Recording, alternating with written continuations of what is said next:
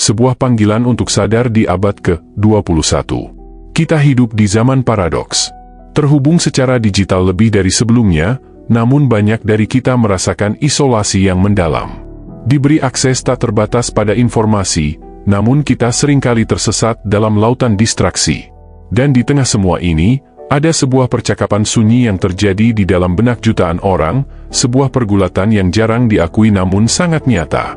Kita telah mendengar, mungkin dari dokter, teman, atau media, bahwa masturbasi adalah sesuatu yang sepenuhnya normal, sebuah fungsi biologis yang sehat.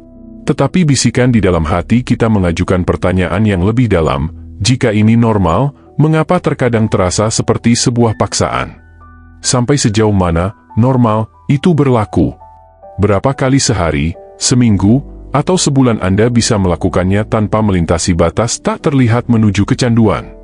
Bagaimana jika Anda mendapati diri Anda tidak bisa berhenti, bahkan ketika Anda ingin? Pertanyaan-pertanyaan ini bukanlah sekadar rasa ingin tahu yang dangkal, mereka adalah pintu gerbang menuju pemahaman yang lebih dalam tentang kondisi manusia di era modern. Mari kita jawab pertanyaan-pertanyaan ini secara tuntas. Esai ini bukan untuk mempermalukan atau menghakimi, melainkan untuk menyalakan lentera di sudut-sudut gelap pikiran kita. Kita akan membongkar mengapa tindakan yang tampaknya normal ini dapat menyembunyikan jebakan yang melumpuhkan bagi potensi, energi, dan kedamaian batin Anda. Sebelum kita memulai perjalanan ini, saya ingin meminta maaf jika nada tulisan ini terasa mendesak atau sampulnya terkesan berlebihan. Namun, urgensi ini lahir dari keprihatinan yang tulus. Masalah ini, perjuangan melawan dorongan kompulsif yang dipicu oleh gratifikasi instan, adalah salah satu wabah senyap abad ke-21. Ia melemahkan dan merugikan begitu banyak anak muda dan orang dewasa, menguras kekuatan tekad kita, membuat kita menjadi versi diri kita yang lebih redup, dan meninggalkan kita tanpa bahan bakar untuk mengejar tujuan-tujuan besar dalam hidup. Dalam tulisan yang komprehensif ini, kita akan melakukan perjalanan multidisiplin. Pertama, kita akan membedah apa yang terjadi pada otak kita dari perspektif neuroscience, mengungkap mekanisme dopamin yang licik. Kedua, kita akan menelusuri sejarah untuk memahami bagaimana pandangan masyarakat terhadap tindakan ini telah berevolusi. Ketiga, dan yang paling penting, kita akan menggali harta karun kebijaksanaan dari filsafat stoicisme. Kita akan belajar apa yang diajarkan oleh para filsuf agung seperti Seneca, Epictetus, dan Marcus Aurelius tentang penguasaan diri, hasrat, dan kebiasaan buruk ini. Ini bukan sekadar teori, ini adalah panduan praktis untuk merebut kembali kendali atas pikiran dan hidup Anda. Sekarang, mari kita mulai. Pandangan yang berubah, dari dosa menjadi diagnosis medis. Kedokteran modern, dalam konsensusnya yang luas, cukup jelas dalam menyatakan bahwa masturbasi adalah perilaku yang sepenuhnya normal dan bahkan sehat. Secara fisiologis, orgasme melepaskan serangkaian hormon seperti endorfin, oksitosin, dan prolaktin, yang dapat mengurangi stres, meningkatkan suasana hati, dan bahkan bertindak sebagai analgesik alami. Bagi pria, ejakulasi secara teratur sering dikaitkan dengan penurunan risiko kanker prostat. Institut Kesehatan dan Penelitian Medis Prancis, dalam sebuah studi terkenal, menyimpulkan bahwa otak pria secara efektif mematikan hasrat seksual setelah orgasme. Korteks prefrontal, area yang bertanggung jawab atas pemikiran sadar dan rasional, memasuki keadaan istirahat begitu seorang pria mencapai klimaks. Fenomena yang dikenal sebagai periode refraktori ini, selain meniadakan keinginan untuk terus berhubungan seksual, juga secara signifikan memfasilitasi tidur.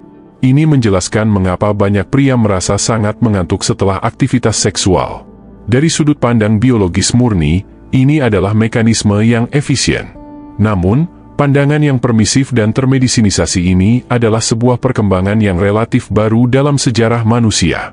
Selama berabad-abad, masturbasi diselimuti oleh tabu, rasa malu, dan penghukuman moral yang berat. Di masa lalu, terutama dalam masyarakat yang dipengaruhi oleh etika Judeo-Kristen, masturbasi dianggap tidak bermoral dan merupakan dosa. Konsep onanisme, yang berasal dari kisah Onan dalam Alkitab, ditafsirkan sebagai larangan terhadap segala bentuk pelepasan benih yang tidak bertujuan untuk prokreasi. Produksi benih yang tidak produktif dianggap sebagai pemborosan potensi kehidupan, sebuah pelanggaran terhadap perintah ilahi untuk beranak cucu dan bertambah banyak. Pada era Victoria di abad ke-18 dan ke-19, ketakutan ini bermutasi dari dosa agama menjadi patologi medis. Para dokter pada masa itu mempopulerkan teori ekonomi spermatik, sebuah gagasan bahwa air mani adalah zat vital yang terbatas. Kehilangannya secara berlebihan diyakini dapat menyebabkan serangkaian penyakit mengerikan, mulai dari kebutaan, kegilaan, epilepsi, hingga kematian dini. Tokoh-tokoh seperti Dr. John Harvey Kellogg, penemu sereal jagung, adalah penganjur fanatik gerakan anti-masturbasi, mempromosikan diet hambar dan bahkan perangkat mekanis yang menyakitkan untuk mencegahnya. Beban moral ini ditambah dengan beban fisik yang menyatakan bahwa masturbasi adalah akar dari segala kelemahan, baik fisik maupun karakter. Dalam kasus wanita, narasinya sedikit berbeda tetapi sama-sama menindas. Diyakini bahwa masturbasi dapat membuat wanita menjadi tidak layak untuk pernikahan, menjauhkan mereka dari ketergantungan pada pria dengan menemukan sumber kesenangan mereka sendiri. Hal ini dianggap mengancam tatanan sosial patriarkal. Pergeseran dari pandangan dosa menjadi pandangan normal adalah sebuah langkah maju dalam mengurangi rasa malu yang tidak perlu. Namun, dalam pendulum yang berayun ini, kita mungkin telah kehilangan nuansa penting. Kita beralih dari demonisasi total ke normalisasi total, tanpa berhenti untuk memeriksa area abu-abu yang berbahaya di antaranya, area kompulsif dan kecanduan. Jadi, apa masalahnya hari ini? Apa yang salah dengan sesuatu yang normal? Jawabannya tersembunyi di dalam salah satu manfaatnya yang paling dipuji, rasa nikmat itu sendiri. Dan disinilah jebakan dopamin dimulai. Bagaimana arsitektur kecanduan, bagaimana otak Anda dibajak. Jika Anda sering mengunjungi konten pengembangan diri, Anda mungkin sudah akrab dengan kata dopamin. Namun, pemahaman umum seringkali terlalu menyederhanakannya sebagai hormon kebahagiaan. Kenyataannya jauh lebih kompleks dan penting untuk dipahami. Dopamin adalah neurotransmitter yang peran utamanya adalah motivasi dan antisipasi. Ia adalah molekul yang mendorong kita untuk mencari, menginginkan, dan mengejar penghargaan.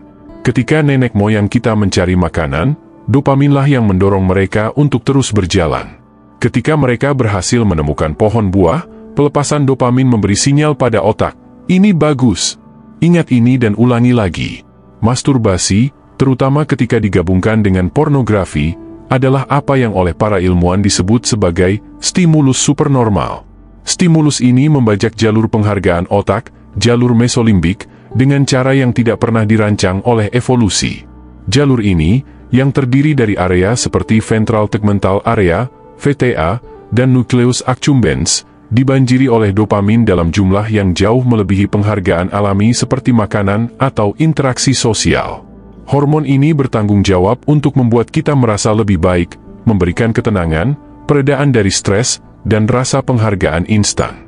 Sensasi ini begitu kuat dan menyenangkan sehingga beberapa orang, banyak orang, menjadi kecanduan.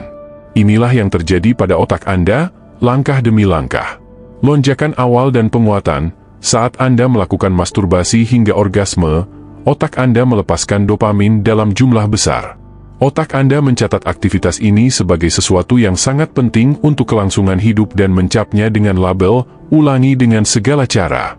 Desensitisasi, toleransi otak manusia adalah organ yang sangat adaptif.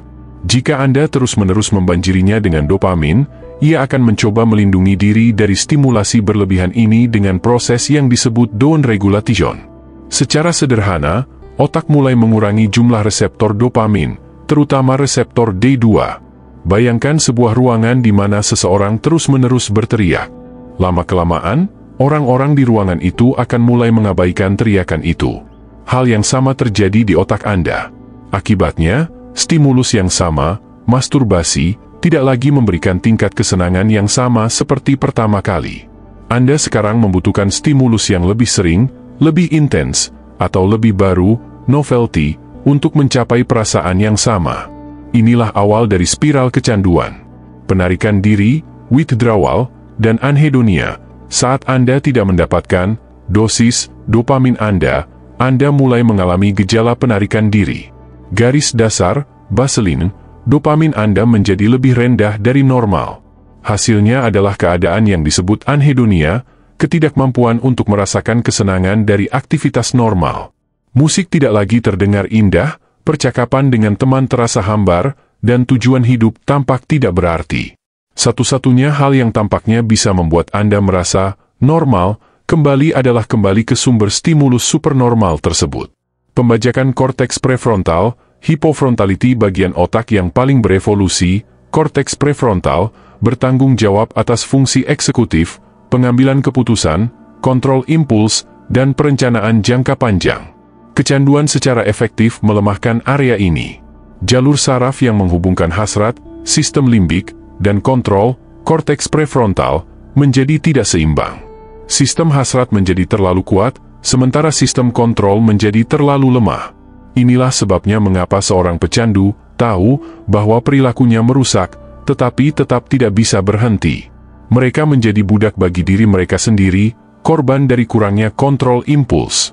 Manual Diagnostik dan Statistik Gangguan Mental, DSM-5, belum secara resmi mengklasifikasikan kecanduan masturbasi sebagai gangguan tersendiri, tetapi komunitas medis semakin mengakui gangguan perilaku seksual kompulsif, CSBD, yang sekarang termasuk dalam klasifikasi penyakit internasional WHO, ICD-11.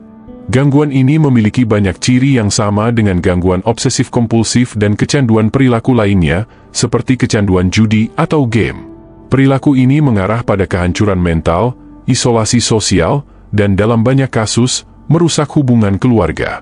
Anda akan mencari cara-cara yang lebih ekstrim untuk mendapatkan dopamin, hubungan dengan pelacur, seks dengan banyak orang, dan seperti yang kita tahu, konsumsi pornografi yang semakin berlebihan dan menyimpang. Ini adalah cara-cara yang ditemukan oleh otak yang jenuh dopamin untuk terus-menerus menemukan kode yang menghasilkan stimulasi. Masturbasi secara berlebihan untuk memuaskan rasa lapar akan kesenangan adalah persis seperti yang dilakukan seorang perokok yang tidak pernah berhenti, seseorang yang makan coklat sampai muntah, atau seorang pecandu alkohol yang gemetar tanpa minumannya. Ini bukan masalah moral, ini adalah masalah neurobiologis. Pada titik ini, Anda pasti bertanya-tanya, apa hubungannya semua ini dengan filsafat kuno dari Yunani dan Roma? Apa yang bisa diajarkan oleh pria-pria berjubah yang hidup 2000 tahun lalu tentang masalah modern seperti kecanduan internet? Jawabannya, segalanya.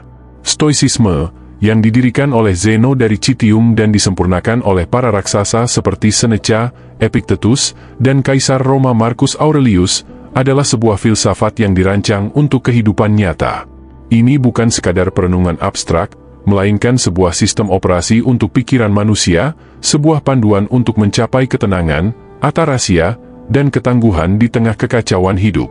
Kaum Stoik adalah para ahli pengendalian diri dan kebijaksanaan. Mereka membahas pandangan tentang kesenangan, hedoning, dan nafsu, pathos, dari perspektif yang sangat unik dan kuat. Bagi kaum Stoik, tujuan hidup adalah hidup sesuai dengan kebajikan, virtue, dan akal, raison. Mereka percaya bahwa alam semesta teratur dan rasional, dan kebahagiaan sejati, eudaimonia, hanya dapat ditemukan dengan menyelaraskan sifat batin kita dengan tatanan rasional alam semesta. Kunci untuk ini adalah memahami dichotomy of control, perbedaan mendasar antara apa yang bisa kita kendalikan dan apa yang tidak bisa kita kendalikan. Kita tidak bisa mengendalikan peristiwa eksternal, pendapat orang lain, atau bahkan kemunculan hasrat dalam diri kita. Tetapi kita sepenuhnya bisa mengendalikan satu hal, penilaian kita, respons kita, dan pilihan kita untuk bertindak. Dari perspektif ini, masturbasi kompulsif bukan sekadar kebiasaan buruk, itu adalah gejala dari perbudakan batin. Ketika Anda dikendalikan oleh hasrat Anda telah menyerahkan benteng batin Anda, kemampuan Anda untuk memilih secara rasional, kepada kekuatan eksternal. Anda telah menjadi budak. Epictetus, seorang mantan budak yang menjadi salah satu filsuf Stoik paling berpengaruh, berkata, tidak ada orang yang bebas yang bukan tuan atas dirinya sendiri. Bagi kaum Stoik, masturbasi itu sendiri bukanlah jahat. Mereka tidak memandangnya dengan penghakiman moral seperti kaum agamawan Victoria. Sebaliknya, mereka akan melihatnya sebagai sebuah indifferent, sesuatu yang secara inheren netral. Yang penting bukanlah tindakan itu sendiri, tetapi hubungan Anda dengan tindakan itu. Apakah itu dilakukan dengan sadar, terkendali, dan secukupnya? Atau apakah itu sebuah respons kompulsif terhadap dorongan yang tidak terkendali? Apakah itu melayani Anda, atau apakah Anda yang melayaninya? Dalam filosofi mereka, penguasaan atas gairah dan kesenangan duniawi adalah sebuah penaklukan yang mengangkat semangat manusia. Epicurus, meskipun bukan seorang stoik, pandangannya sering dibahas oleh mereka, menegaskan bahwa bukan malam-malam penuh kesenangan, tetapi pengendalian dirilah yang membedakan orang baik. Seneca, dalam surat-suratnya kepada Lucilius, terus-menerus mengingatkan kita bahwa kesenangan yang berasal dari sumber eksternal bersifat sementara dan tidak dapat diandalkan. Kesenangan sejati, atau lebih tepatnya, kegembiraan, gaudium, berasal dari dalam, dari pikiran yang teratur, karakter yang kuat, dan hidup yang berbudi luhur. Daripada menjadi budak dari keinginan kita harus menjadi tuannya. Refleksi stoik tentang masturbasi bukan hanya tentang represi atau penolakan total. Ini adalah tentang pemahaman mendalam dan penguasaan diri. Ini diterjemahkan menjadi kemampuan untuk mengarahkan emosi dan hasrat kita menuju perjalanan eksplorasi diri yang sadar. Jadi, bagaimana kita bisa menerapkan prinsip-prinsip ini secara praktis? Amati tanpa menilai. Praktik prosoch kaum stoik melatih perhatian yang waspada, atau prosoch. Ketika dorongan untuk masturbasi muncul, langkah pertama bukanlah melawannya dengan keras kepala. Perlawanan seringkali justru memperkuat keinginan. Sebaliknya, amati dorongan itu seolah-olah Anda adalah seorang ilmuwan yang mengamati fenomena alam. Akui kehadirannya, ada keinginan yang muncul. Jangan melabelinya sebagai buruk atau salah. Cukup amati sensasi fisik dan pikiran yang menyertainya tanpa terseret olehnya. Ini menciptakan jeda antara stimulus dan respons, dan di dalam jeda itulah kekuatan pilihan Anda berada. Uji impresi Anda. The Art of Ascent Epictetus mengajarkan bahwa kita tidak terganggu oleh peristiwa, tetapi oleh penilaian kita tentang peristiwa tersebut. Dorongan itu sendiri hanyalah sebuah impresi atau penampakan, fantasia. Anda memiliki kekuatan untuk memberikan atau menahan persetujuan, assent, Anda terhadapnya. Katakan pada impresi itu, kamu hanyalah sebuah penampakan, dan sama sekali bukan apa yang kamu tampakkan. Dengan melakukan ini, Anda memisahkan diri dari kekuatan emosionalnya. Anda menyadari bahwa Anda bukanlah hasrat Anda adalah entitas sadar yang dapat memilih bagaimana meresponsnya. Visualisasikan konsekuensinya. Premeditatio malorum kaum stoik mempraktikkan visualisasi negatif untuk mempersiapkan diri menghadapi kesulitan. Kita bisa membaliknya untuk melawan kebiasaan buruk. Alih-alih membayangkan kesenangan sesaat dari tindakan itu, visualisasikan dengan jelas konsekuensi negatifnya. Bayangkan perasaan kosong, kabut otak, brain fog, rasa bersalah, dan penyesalan yang akan Anda rasakan setelahnya. Bayangkan waktu dan energi yang terbuang yang seharusnya bisa Anda gunakan untuk berolahraga, belajar keterampilan baru, atau membangun hubungan yang nyata. Buatlah konsekuensi negatif ini menjadi lebih nyata di benak Anda daripada janji kesenangan yang sesaat. Temukan tujuan yang lebih tinggi. Hidup sesuai kebajikan kecanduan seringkali mengisi kekosongan yang ditinggalkan oleh kurangnya makna dan tujuan. Kaum stoik berpendapat bahwa tujuan tertinggi kita adalah untuk hidup dengan kebajikan, kebijaksanaan, keadilan, keberanian, dan pengendalian diri. Ketika Anda memiliki tujuan yang jelas dan mulia, menjadi versi terbaik dari diri Anda, menjadi pasangan, teman, atau anggota masyarakat yang lebih baik, godaan dari kesenangan yang dangkal akan kehilangan daya tariknya. Tanyakan pada diri sendiri, apakah tindakan ini akan membawaku lebih dekat pada orang yang aku cita-citakan, atau justru menjauhkanku? Dari perspektif stoik, setiap tindakan memiliki konsekuensi, tidak hanya bagi kita tetapi juga bagi tatanan alam semesta. Ketika kita menyerah pada keinginan paling intens kita, seperti dalam kasus masturbasi yang tidak terkendali, kita kehilangan hubungan yang harmonis dengan sifat rasional kita. Kita menjadi tahanan dari keinginan kita, menjauh dari ketenangan batin yang sejati. Izinkan saya berbagi sebuah kisah inspiratif pribadi. Saya kenal seseorang yang selama bertahun-tahun berjuang dengan masturbasi kompulsif. Ia adalah seorang pemuda cerdas dengan banyak potensi, tetapi energinya terkuras habis. Ia akan menghabiskan berjam-jam setiap hari dalam siklus menonton pornografi, masturbasi, dan kemudian merasa malu dan lelah.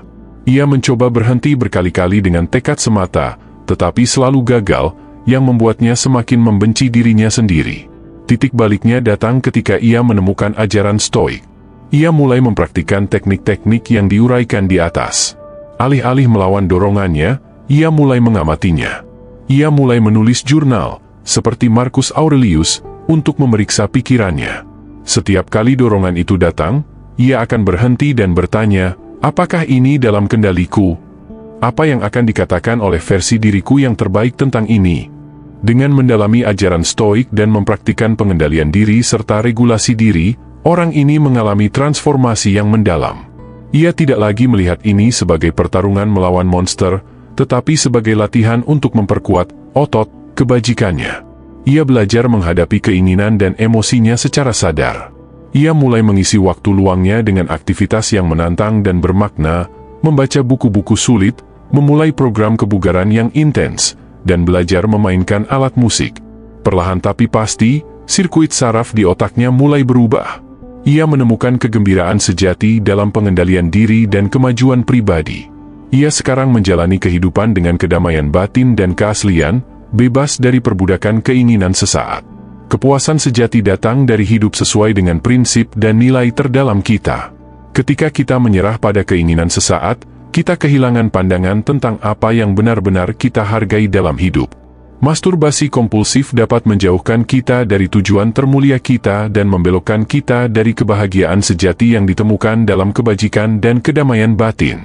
Dengan mempraktikkan meditasi dan mindfulness, kewaspadaan, kita dapat meningkatkan ketenangan mental yang dibutuhkan untuk menahan godaan dan menghadapi emosi kita secara sehat. Paksaan ini menjadi penghalang bagi ketenangan mental, menyeret kita ke dalam penyesalan dan menjauhkan kita dari kedamaian yang ditemukan dalam pengendalian diri dan moderasi. Temanku, setelah membaca semua ini, sekarang saatnya untuk refleksi yang jujur. Apa yang sedang kamu lakukan dengan hidupmu yang berharga ini?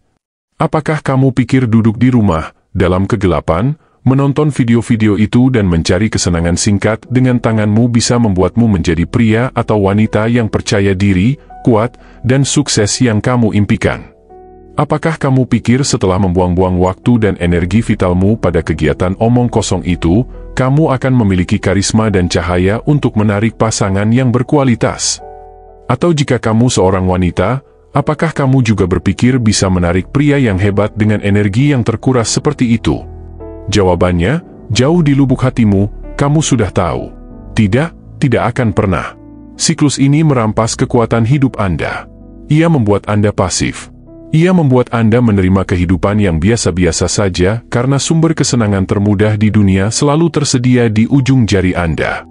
Mengapa harus berjuang untuk mencapai sesuatu yang nyata di dunia luar yang sulit, ketika Anda bisa mendapatkan lonjakan dopamin yang kuat dengan mudah di kamar Anda?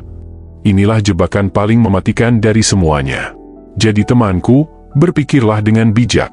Keputusan ada di tanganmu, saat ini juga. Ini bukan tentang menjadi sempurna. Anda akan gagal. Anda mungkin akan kambuh. Tetapi pertanyaannya adalah, apakah Anda akan bangkit kembali? Apakah Anda akan belajar dari kesalahan Anda, seperti yang diajarkan kaum Stoik, dan terus berjalan di jalan kebajikan? Saya ingin Anda membuat komitmen pada diri sendiri sekarang. Saya ingin Anda menulis di kolom komentar di bawah ini, bukan untuk saya, tetapi untuk Anda sendiri. Tuliskan afirmasi ini sebagai deklarasi perang terhadap kelemahan Anda dan sebagai langkah pertama menuju kebebasan Anda. Saya adalah penguasa pikiran saya. Saya memiliki kendali atas tindakan saya. Saya memilih disiplin daripada penyesalan. Saya memilih kekuatan daripada kenyamanan. Saya memilih untuk membangun kehidupan yang saya banggakan. Terima kasih telah bertahan sampai akhir. Perjalanan ini tidak mudah, tetapi setiap langkah di jalan penguasaan diri akan membawa Anda lebih dekat pada kedamaian, kekuatan, dan kebebasan sejati yang Anda cari.